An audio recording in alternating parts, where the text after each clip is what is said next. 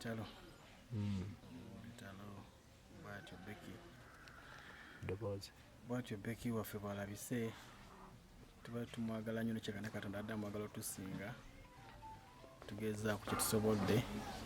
naye nga bwe ngamba abantu bulijjo nti kuno ku nsi tuli bagenyi ate tetumanya ddi tetumanya ani tetumanya biseera ki naye nene kiruma ku saidi ya Becky simanyi nze paka sinabakikiriza nti Becky agenze sinakikiriza nti Becky agenze kubanga abadde mu bulumi abadde mu payini yise mu mbeera enzibu gy'omanya nti nno nzibu neggula ekiro namulabye omusawo n'angamba nti nakuyita omusawo essimu ekiro nemugamba nti Becky nga nnyogogo mubiri ate agamba munda awulira ebbugumu lingi ne musawo yangambye nabwe yangambye ekyo ekintu simanyi lwaki sawudde mu maanyi nagambya netubirwanye bino maddeko mu mbeera nebagamba Becky tagenda akeesa Becky tagenda kukola bwati n'akeesa n'abeerawo so mbadde manyi kyekya bulijjo naye ndowooza ebadde essaawa ya Becky kuba sijja kugamba ntalo Becky zalwanye alwanye abadde ayagala obulamu era ye ngagamba sijja kufa sigenda kufa ngenda kuwona ngenda kuwa obujulizi ngenda kuyimbira Mukama ngenda mutendereza ngenda kukolaki naye ebiseera ebisinga ngenda nnyo gamba abantu nti enteeka zaffe zawukanaku za Katonda tuba n'ebiruubirirwa byaffe ne pulaani ezaffe naye Katonda naye aba ne pulaani ezze n'ebiruubirirwa bye so tuyinza okuba nga Becky tube tumwagala nnyo nga tulaba nti Katonda alina omuwonya amubeezeewo naye ng'ate emirimu gya Becky egisinga nga giri waggulu naye so bw'abanga gyagenze nga mutute kirungi afudde ayagala Katonda afudde amusaba amusinza amutendereza alesi kati awo omanya nti gyagenze Becky agenda kuwumula mirembe. Becky afiiridde wano waka oba afiiridde mu ddwaliro era ddwaliro ki? Becky few days back twava emulago netudde waka nga batusibidde okuva emulago netubeera ewaka naye Becky yali yatayagala kudda mulago nga yagamba ddali tonzisanga mulago tubaye tugenze mulago enfunda eziwerako nga tumazeeyo emyezi nga n'ekiseera nga batumanyiira nga bagamba abo nejuzi waliwo gwe bagamba nga atubuuze mulago namugamba balinde bagenda kudda bakomawo balinde so twakomawo Becky yangamba nti dadi saagala kudda mulago kyonna kikiba leka tuleme kudda mulago so netubeerawo ne waka ebiseera ebyo Becky n'afunamu infections awo ekifuba nekimuluma tugenda mu grade B ne mu grade B bali bamuadmitinga waliwo omukyala bamuyita Dr. Anyo Helen Anyo amulaga is one of the pediatric omukulu wa ward eyo w'abaana omukyalo oyo nga nangamba bwabuzi bonna gamba basaba bankubirenga amasimu bali na different doctors badde nga contacting ku Becky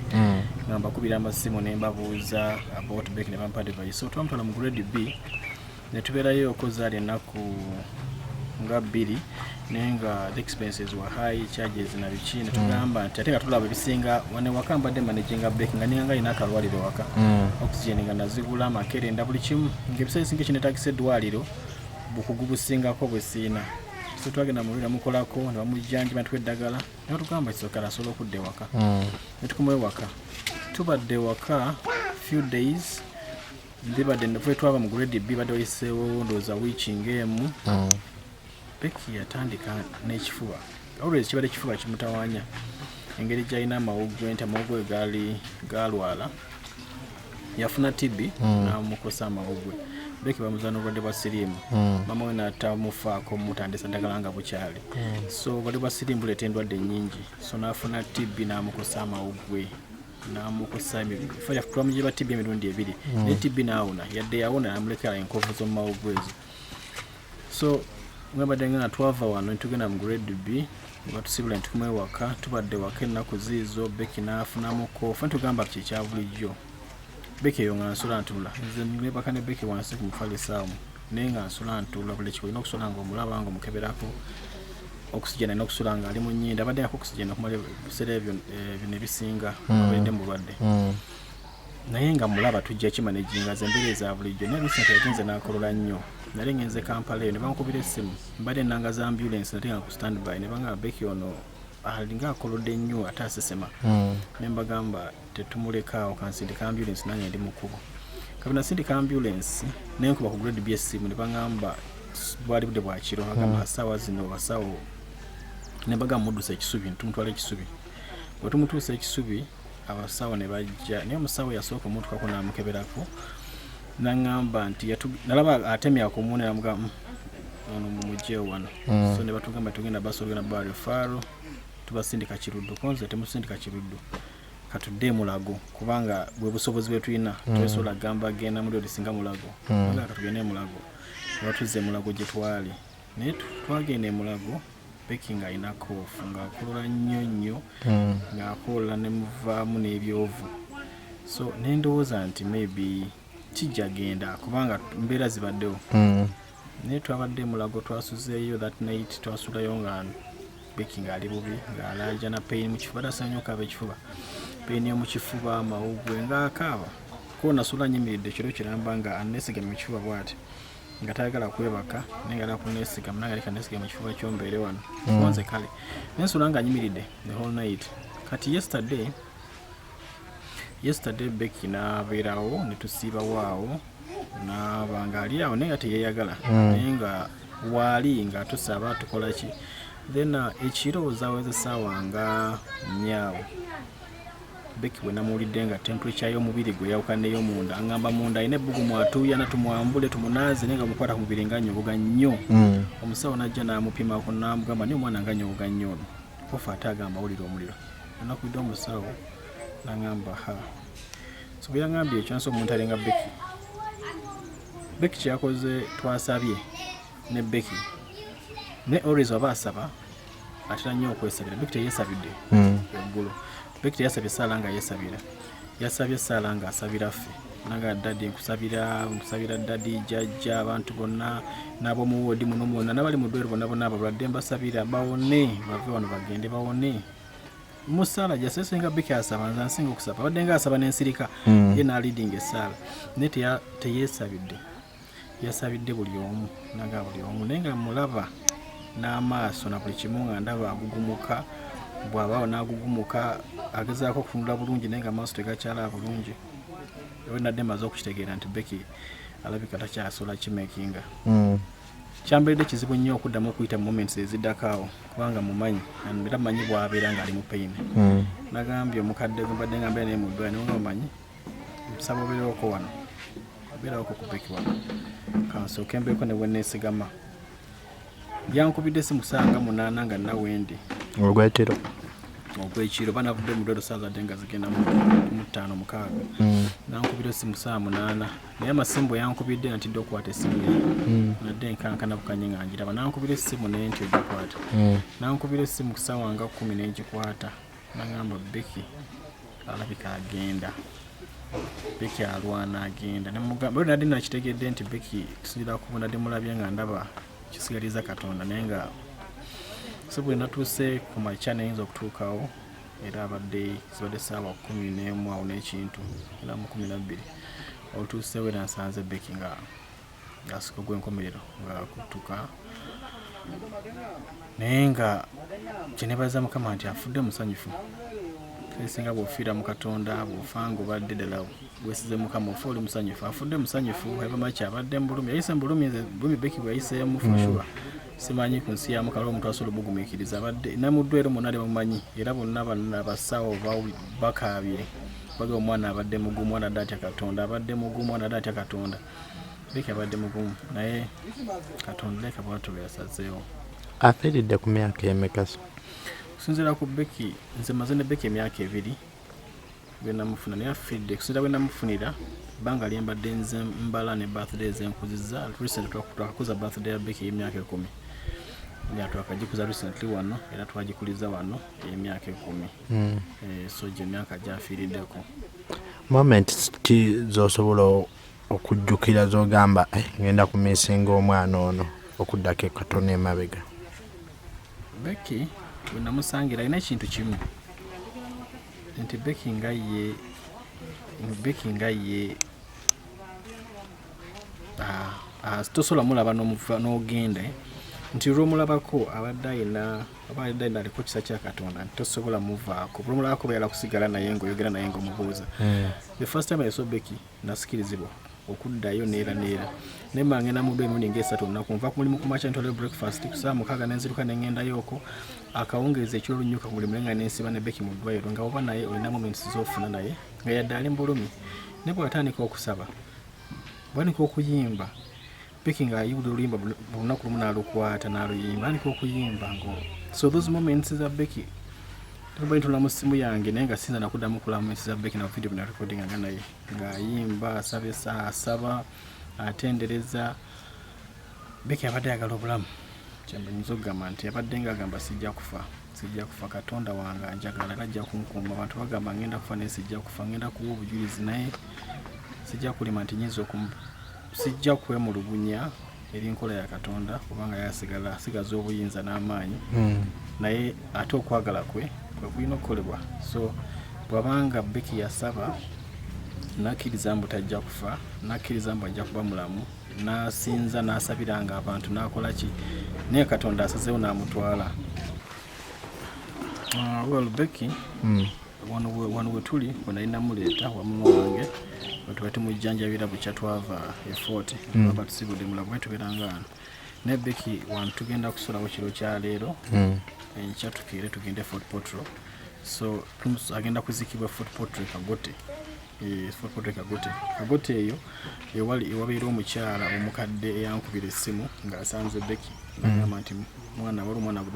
gwendaba wano gwenrisivinze ku baasi naye ali mu mbeera bweti ne bweti so tubadde nnyo Fort nga nkwasaganya ku Becky oyo nze Fort ndi nagenda kukolerayo nze ndi weeno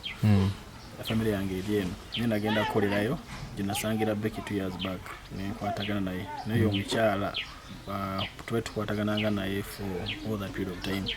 so tugenda muzika Becky oyo omukyala Fort Portal Kagote olunaku lujja kuba lwakutaano tugenda kusimbula n'enkya ku makya tugende Fort sudeyo Fort then ku lwokutaano ndowooza ku ssaawa nga mu 7-8 abe ng'aziikibwa kitegeeza naawe tomanyi maama wa Becky mutuufu na taata we mutuufu Becky simanyi bazadde be Becky story ye badde ng'egyetambula abadde ayogera story namufuna emyaka ndowooza 7 n'ekintu awo ne Becky ng'ayogera story so story gy'abadde ng'anyumya abadde akugamba buli kimu history na buli kimu essimu yamu ngenda kunoonya wali omuvubuka maama we gwe yakozesa ku ssimu ye nga nkubira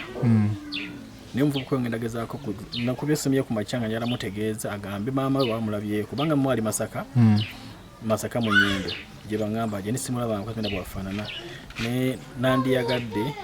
maama we amanye era afune information nti muwala we yafudde bw'aba asobola ajja mukubeka eriiso evannyuma kubanga recently ne Becky wano nensaba Becky ekintu kimu nti asonye maama we era Becky n'akkiriza mu mutima gwe n'agamba musonyiye n'abantu bonna abankola obubi bonna mbasonyiye so which is good so maama we bambi gyali bonna balabye Becky n'ategeera enfa ya muwala we bambi yandize n'aziika wonera kumone mulundi ogusembayo n'ekintu kyoyogedde nti Betty abadde yanyigira maama we yamukola ki ekyo ekyamuleetera okunyigira maama we Becky alina history nyingi wabadde awo ebigambo ebimu abadde oluusi ebimu abadde abyogeranga ne mu capturingira wakati naye Becky ekisooka yanyigira mawolo omutera ku bbaasi n'amusindika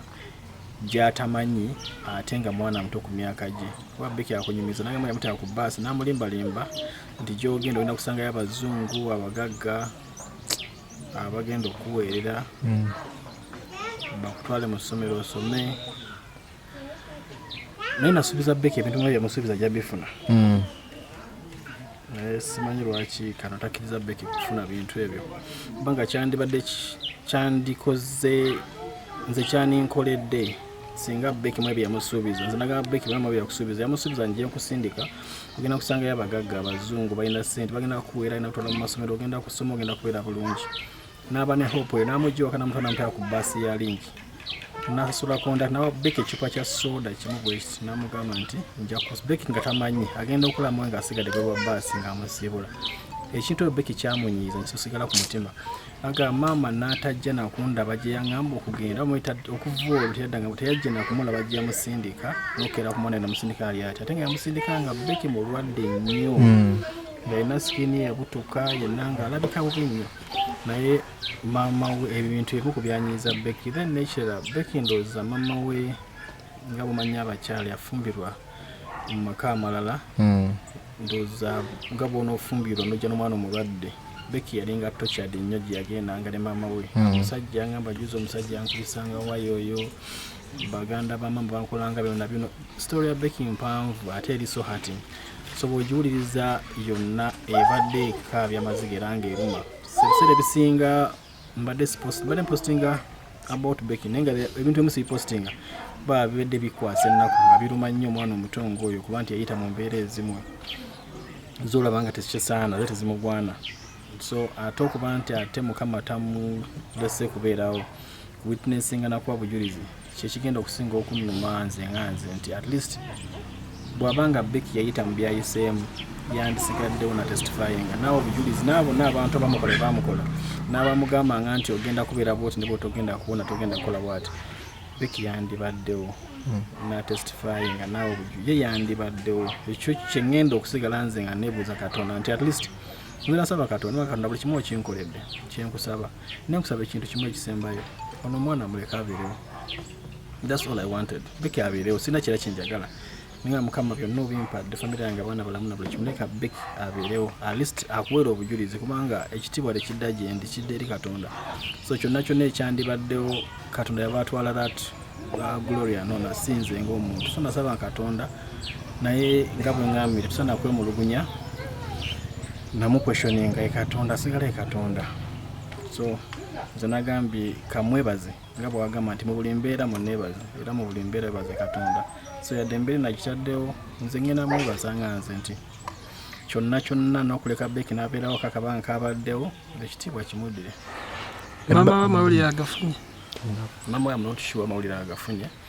mbadde sirina contact zonna eri maama we. So ngenda kugezaako kunoonya eri omuntu omu eryankubiddeko amanyi maama we. So wanaaba amufunye then njagezaako okufuna. Ebbanga ly'omaze naye kitegeeza ne taata w'omwana ono abadde takkubirangako. Sina communication biliva ba parents ba mwana ono yonna yadde n'omugwe nagezaako yali maama we ne maama we nga bwe kugamba nti yakozesa simu ya muntu. So ngezaako mutunoonya bana mugamba twabega ne mumwe namugamba nti jangu nafunye omwana wo nti ye nemugamba kirungi mwakati omanyi kyobaokola naggulawo omusango ku poliisi nembaga nafuna omwana ono bwe namusanga n'omukadde oyo nemugamba sinza ku taking responsibility ya mwana gwe sinaako nnyo background kangende ku poliisi to reporting naggulawo poliisi ebboome Fort Portal era fayiro ya Becky gyeri nga mbagambye embeera y'omwana nga gye namufunamu na buli kimu. So I had to do that protecting on my side. Balimegamba nti n'omwana omukyamsa to open up that case police station ebbooma Fort Portal. That is something like omwagumu n'ekintu emabega. So that case was open. So mukyala namugamba nemugamba jangu naye kyogenda okumanya nti ogenda ku meetinga tugendagenda ku police ogambe nti gwe mama w'omwana then we oveeyo police yonna kyeneesalawo okukola n'emitendera. So bwe namugamba ekyo n'atya namugamba nze sikwinaako buzibu n'akaaba nti saayina ssente nali siri mu mbeera nnungi munansonyiwa omwana omuta ku bbaasi nange naye sina kyakikolera omwana yandwalira sima balwadde bwalwadde biki kati saa zino nga nze sina kinyinza kukola naye ku poliisi tugendeyo waliyo office ekola ku ekyo ojja bikwasaganyiza eyo naye ndowooza yatya essimu n'agijjako kubanga nasemba kwogerako yali simu ya muvubuka oyo gwe yali yakozesa era nemusindika ebifaananyi by'omutale nemuga kusindika ebifaananyi bya muwala we omulabe nga bw'afaanana nemusindika ebifaananyi ku WhatsApp simu y'omuvubuka oyo nemuga ebifaananyi bikusindikidde oyo omulabe naye ng'okusooka ndowooza lwaki yali asooka neyeegaana obulwadde namugamba Becky alina obulwadde bwa siriimu naye yeekangamba tekisoboka abufuna atya nemugamba nnyo bwe kyotegeeza namala mulemerako nnyo n'alyoka admitting n'agamba kale kituufu ngati ekyo kyekireese omwana okubeera mu mbeera weegaana obulwadde omwana muli naye nga right okuba nti najjanjabibwa ng'akyali olw'ensonga weegaana obulwadde kubanga gwekyali muwala muto okyayagala ki bakulaba naye ate kyaffecting era kikosa omwana naye newe nga bagambye nti byonna bya Katonda ziba ntegekaaze. Nga tunaatera okumaliriza challenge ki eza maanyi z'oyiseemu ng'oli ne Becky ono ng'omulabirira? Nyinza ogamba challenges zo nnyingi kibadde kiri so challenging oba n'omulwadde nga wuwo nga mwanawo oba muntu wa mu nnyumba n'omwogyeyo kuma wiiki emu n'owulira nga tokyasobola akutamye kubanga obusobozi bukuweddeko. Becky abadde nga tantama nga sikoowa badde nga simanya busobozi gye buva kubanga mazima gali nti emikwano gya Becky emingi Becky alina abantu abazzi bajja mu bulamu bwe naye nga bajja mu moments zempulira nga nze nemereddwa nkooye ne bajjawo alina gwayita brother mwayita mwali Mugisha Robert alina oyo Madam Caritas abadde nakyagezaako omukolera ku NBS Madam Naomi alina mikwano mingi gisinza kumenyamu bwomu Phoebe aba TikTok mikwano gya TikTok bambi abadde nga baweereza sukaali omugaati biki kubanga Becky nga bw'omulaba olunaku ekitone nnyo nga muyinza okuspendinga emitwalo 5 on a daily basis ekitone nnyo nga temugenze mu emergencies tukozesa machine ya oxygen nagigule waka wano era nebaza omwami era SB4 owa SB4 media yanyamba ogula machine era bukadde kumpi busatu mugaseeko oxygen sirinda empanvu kamu kinana ebintu binagula okudde waka nga biri bukadde nga 10 okusetting up aka mini hospital waka ba mini clinic waka naye gyonna gyali mikwano so time yatuuka nga sikyasobola giving up on Becky kubanga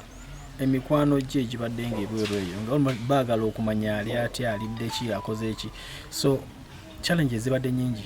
but I've been able to manage them singa nze ng'omuntu naye era abantu badde bankubiranga amasimu bamubuuza naye gwe ekikola otya oyina family oyina biki newerekereza n'obeerawo ku oyo omwana gw'otamanyi kikola ne baga nange simanyi bwe nkikola naye sinze n'ekisa kya Katonda because I know me I couldn't do it nze ng'omuntu sisobola tulema okwefaako n'okwerabiranga abantu then ate okufa ku muntu gw'otalinaako kakwate so nganze omuntu tekisobola naye nadde nga ngamba nti kisa kya Katonda kyekinsobozesezza membi okuba nti mbadde mu bulamu bwa Becky for that long okujjako kye neebuuza lwaki God chose me to go through that and then take Becky away ekyo kibadde kinumya omutwe eddakiika eziweddeko awo ngamba okay fine Katonda yannonda okubeera mu bulamu bw'omwana naye ate lwaki for this period of time n'amutwala lwaki tamulese and then at least nange nendaba ku mwana oyo ng'akuze ng'avuddemu omuntu ng'alina kyakola oba afuuse dokita oba afuuse eki nange ne ngamba emyaka 2 gye namala nga nkola bwenti nsula wansi ne Becky nkola bwenti sitambula mbeera ku 24/7 at least kino kyenfunyeemu naye nga bwe ngambye nti Katonda ebibye tebikwesioninga Katonda asigala Katonda so kitiibwa era nkimuddiza nga tumaliriza enteekateeka baziddiramu abantu abalaba ku mikutu egy'enjawulo enteekateeka z'okuziika enteekateeka za Becky ez'okuziika tugenda kusula wano leero then ku enkya ku makya tusimbule tugende Fort Portal abanayagala okujja okuziika sinaba kufuna confirmation ya motoka zigenda kukyajinga sente meka okuva wano